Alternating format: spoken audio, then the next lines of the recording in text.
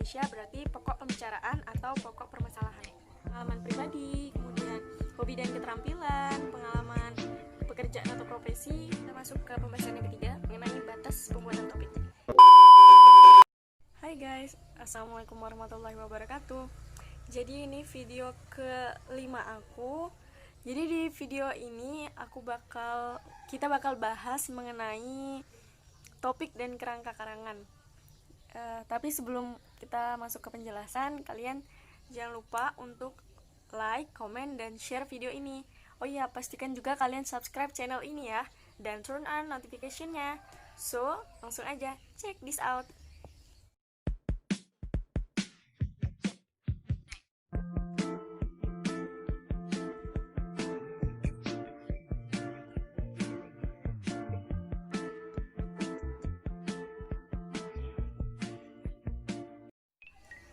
Jadi guys, kalian udah pada tahu nggak apa itu topik?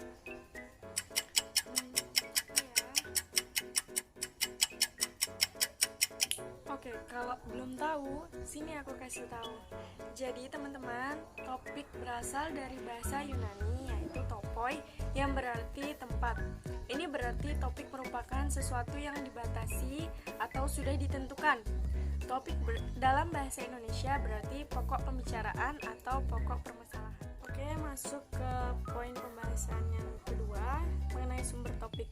Itu bisa jadi pengalaman pribadi, kemudian hobi dan keterampilan, pengalaman pekerjaan atau profesi, kemudian pelajaran sekolah atau kuliah, minat khusus, pendapat pribadi, peristiwa yang sedang hangat di pembicaraan atau publik, kemudian masalah abadi, kilasan biografi, maupun minat halayak, apa yang sedang diminati oleh pembaca.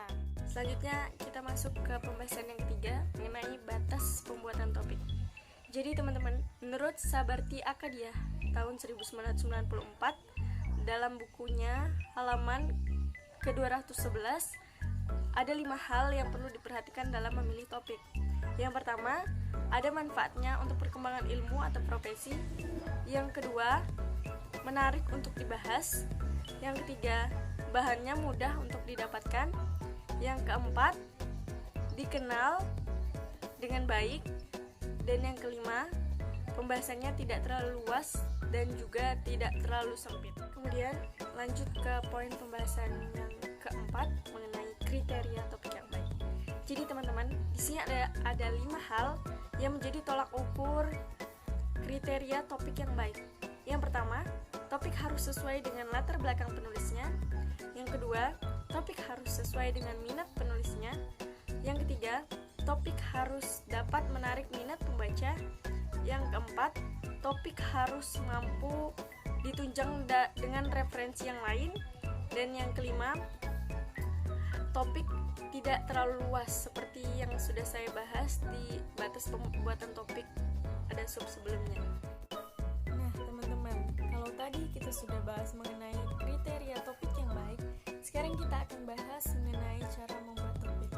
Sebelum mengangkat sesuatu menjadi topik dalam tulisan, alangkah baiknya pengarang harus benar-benar mengetahui pokok persoalannya. Berikut ini adalah cara mempersempit suatu topik agar lebih spesifik dari topik sebelumnya.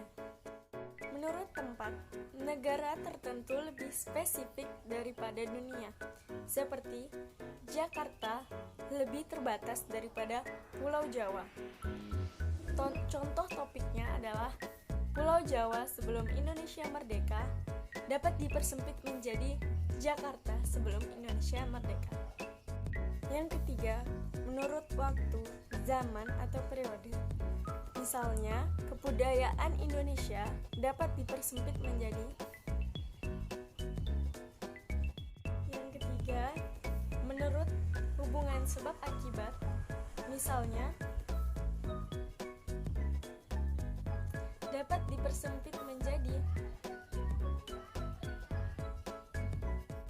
Yang keempat, menurut pembagian bidang kehidupan seperti politik, sosial, ekonomi, kebudayaan, agama, kesenian, dan sebagainya.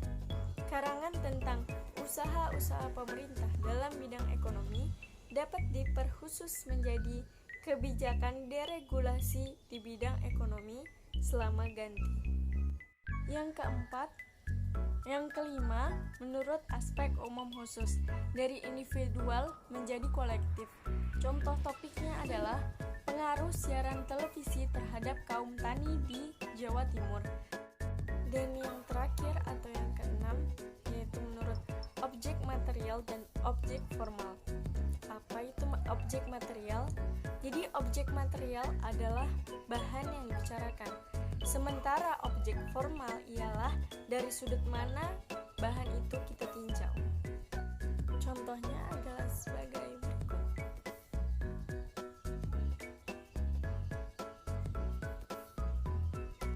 Selanjutnya kita beralih ke kerangka karangan. Apa itu kerangka karangan? Jadi kerangka karangan teman-teman adalah rencana teratur pembagian dan penyusunan gagasan. Fungsinya untuk mengatur hubungan di antara gagasan-gagasan yang ada. Kerangka mengandung rencana kerja bagaimana menyusun karangan.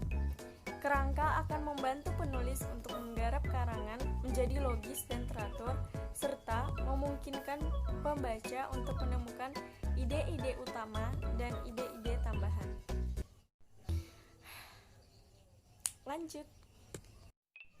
Masuk ke poin pembahasan yang terakhir mengenai pola penyusunan kerangka karangan. Jadi pola ini terbagi menjadi dua, yaitu pola alamiah dan pola logis. Pola alamiah sendiri terbagi menjadi pola urutan ruang dan urutan waktu.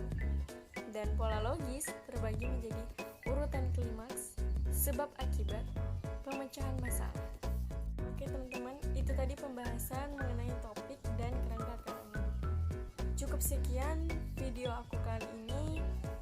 Semoga apa yang aku sampaikan dapat tersampaikan dengan baik kepada teman-teman dan menjadi ilmu baru buat teman-teman. Nantikan terus video aku yang selanjutnya, yang ke-6 dan ke-7. Semoga kalian gak lupa untuk nonton video aku. Dan buat yang udah nonton video ini sampai akhir, ucapin selamat.